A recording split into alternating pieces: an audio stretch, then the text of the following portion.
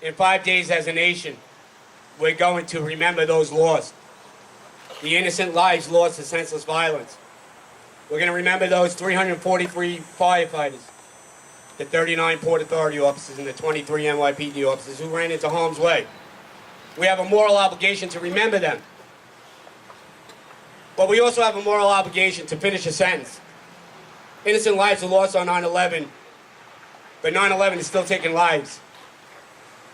They were innocent just as those on 9/11 that passed that day. Men and women, uniform and non-uniform, taken from their families too soon. I've met more widows and more kids without parents over the last decade, probably than everybody here combined.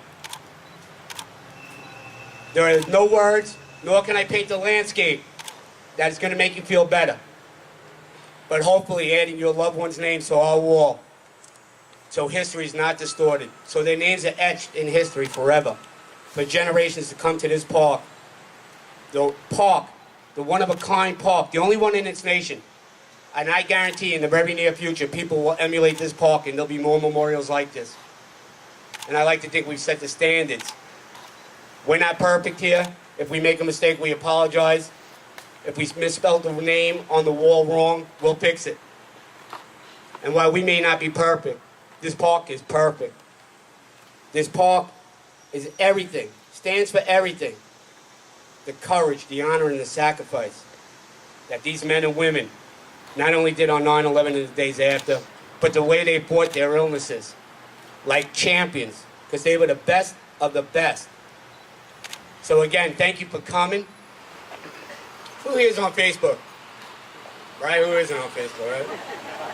You know, I look on Facebook all the time and I see all those photos of kittens and parents posting their kids' pictures with the soccer ball in front of them and all that stuff. It's great. But the other day, one caught my eye. And it was a caption, and it said, "Pray for the dead, but fight like hell for the living."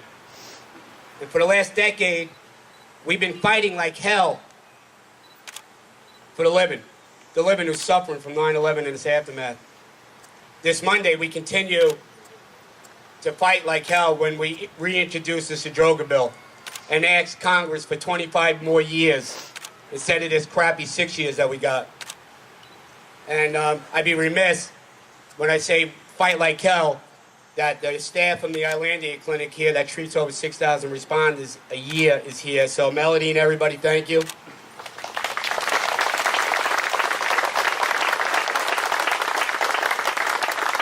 But this park's fighting like hell too. This park is fighting like hell to make sure that we get the names up on the wall. We need everybody's help. We need everybody's help to get the names on the wall. If you know somebody who passed away from 9/11 related illnesses, you need to contact us. Sadly, we want to put them on our wall, but we want to honor them the right way. And the man in charge of that, the man responsible for that, who's got an outstanding crew, a diverse group of people sitting up here in the black, they're working diligently to keep this park clean, make it beautiful, and make sure that we honor those that we lose. So everybody, Marty Aponte.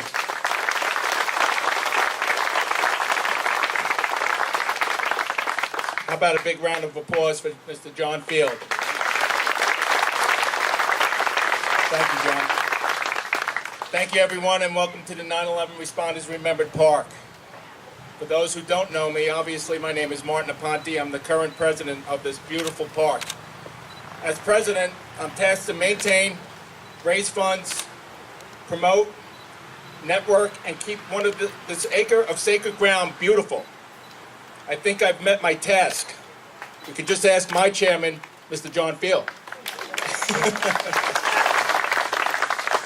For those that are here for the first time, I truly pray that you're pleased with the beauty that surrounds us all. In previous speeches, I've mentioned I'm not a responder, nor my family member of a lost one. My only connection to 9/11 was like most other people. We witnessed it unfold on television. You see, I understood the magnitude and the loss of life from that horrific Tuesday morning, but I never fully grasped the scope of the landscape of the devastation that still runs rampant through the 9/11 community until I became a member of this park and committee 5 years ago. Now I am more than I understand the plight and the ongoing struggles that yesterday heroes face. As president of this park, I feel it's my responsibility to meet the high standards of excellence required to honor these fallen individuals. While I never knew any of the men and women on the wall personally, I've been privileged to know and work with many of their family members. It's truly an honor and such a humbling position to be able to say I'm part of the 9/11 community. Not because I worked on the pile or lost a loved one, but because I've gotten to work with so many selfless individuals who gave themselves 13 years ago and still are giving today. In closing, when I come to this park to fulfill my duties as president, I make sure that my number one priority is to remember why this park was built, why we continue to hold events and ensure you honor those who fought like warriors against their families, against their 9/11 illnesses. I am blessed and humbled to be part of the fraternity, this fraternity we call the best of the best. Thank you everyone for coming out today. Thank you everyone that has come out this morning. God bless. Take care. Thank you.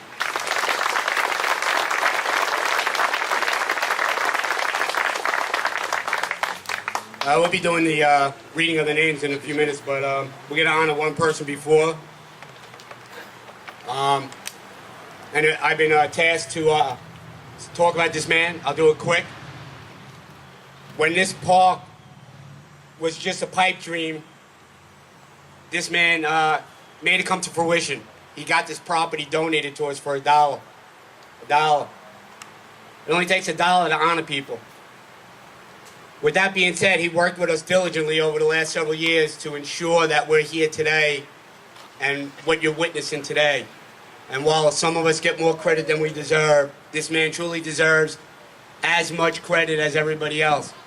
With that being said, the gazebo that's behind you is now renamed the John and Leslie Kennedy Memorial Honorary Lifetime Members. You're better than everybody else. You kick ass. You're cooler than Fonzie Gazebo. So, with that being said, Legislator John Kennedy, come on up here, you Leslie Nelson looking. Get that in there.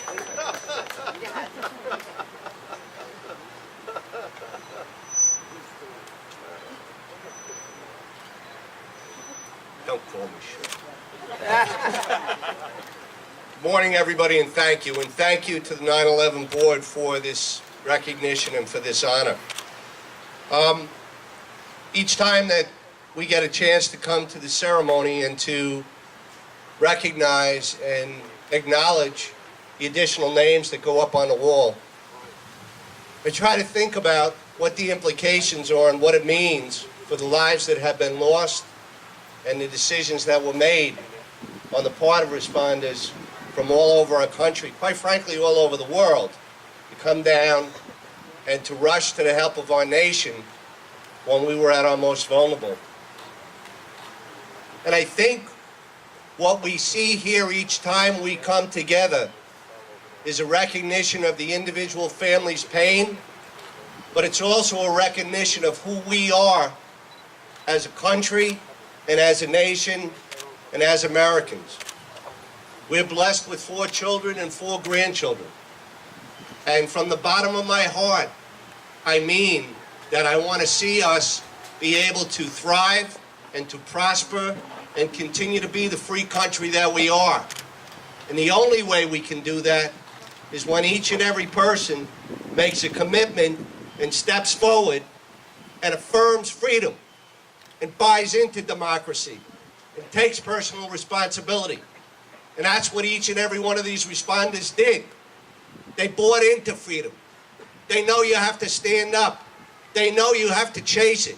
They know you have to preserve it. And each family recognizes and basically sanctifies what that decision is. Let me just say that when we went through the process to design the park, and it was a process, wasn't it, John? We picked granite. We picked granite to go ahead and have the names inscribed. because it's the most strongest and enduring substance on the face of the earth. And that's the commitment that we give to this park and to its continued excellent existence for as long as we're here and as long as we have breath. Thank you so much for this recognition. Thank you for all the efforts, and thank you for coming out.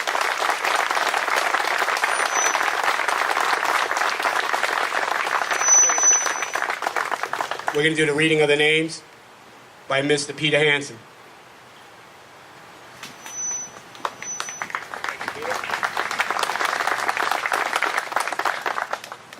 EMT, Lieutenant Walter Nelson, FDNY. EMS, Kerry Albion, FDNY. Police Officer, Karen E. Barnes, NYPD. Detective Carmen M. Figueroa, NYPD. Police Officer Richard G. Holland, NYPD. Sergeant Michael J. McHugh, NYPD. Captain Mark Lee, Jersey City, FD. John R. Heenan, Local 580. Captain Jim Noonan, FDNY. Ronald H. Lickman, U.S. Crane. Tracy Che, podiatrist. Firefighter Keith Atlas, FDNY. EMS Captain William Olson, FDNY. Lieutenant Steve B. Reisman, FDNY. Police Officer Paul W. Vader, Nassau County PD. Timothy J. Connolly, HVAC. Kestudis Namikas, architect. Detective Joseph T. Dinan, NYPD. Police Officer Christine Aid, NYPD. Raina R. Bush, Local 3. Christopher S. Jackson, Local 731. Dennis M. Kozak, Local 580. James Willis, Local 100. Detective Tommy Merriweather, NYPD. Lieutenant John J. Halpin, FDNY. Louis J. Massa, Local 79. Captain Michael N. Tufarella, Hopard, VFD. Dallas Topping, volunteer. Police Officer Peter O. Rodriguez, NYPD. Fire Chief Roger Vitolo, Yonkers, FD. Kathleen M. Fox, Salvation Army. Claire A. Cunningham, Salvation Army. Lieutenant Keith Loughlin, FDNY. Battalion Chief Thomas R. Van Doren, FDNY. Police Officer Mark Lawler, NYPD. Stephanie G. Andrews, Special Narcotics. Petty Officer Frank Barry, U.S. Coast Guard Reserve. Sergeant Patrick P. Murphy, NYPD ESU. Lieutenant William Dement, NYPD. EMS Steve Skipton, Belmore Park, FD. Heroes all. Thank you. Thank you, Peter. Adriana Torsavia.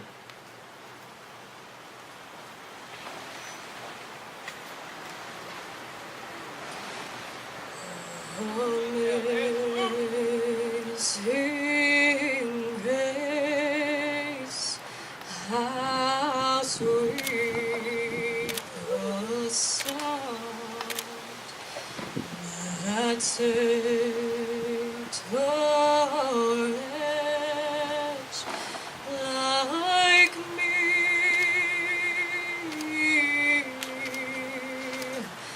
I once was lost, but now I'm found. Was blind, but now I see. 'Twas grace that brought my heart to feel, and grace my fears relieved.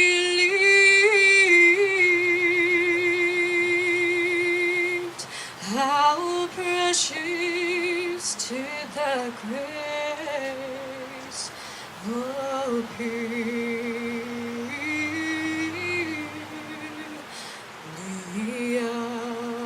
I first believed.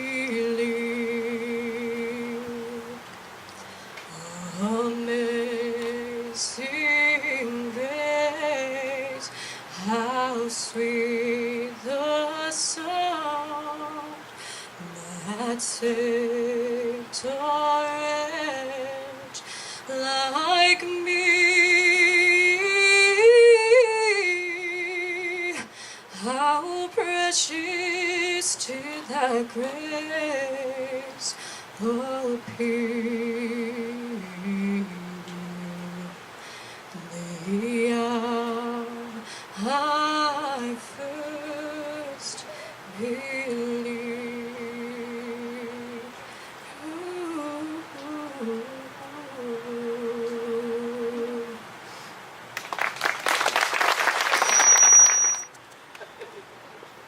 I hope this event served its purpose.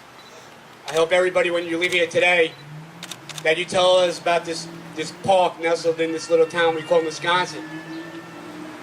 And I hope it resonates through the 9/11 community and those who lost loved ones, so we can honor these men and women the right way. And I want to talk to the responders here today, and I know there's dozens of them here. This is the toughest month for us. Our post-traumatics at its highest. Seen too many good people commit suicide. So, before you do anything stupid, let's talk to each other. Don't matter what time of the night it is. 4 o'clock in the morning, 11 o'clock at night. We got to be there for each other. We got to make sure we're all in this together. And I hope to see everybody Monday at the press conference when we introduce the Sadroga bill. And I go back to Congress and I punch him in the mouth with statistics and facts. And tell him about this park. And then invite every member of Congress to come to this park and see the names on the wall. Thank you.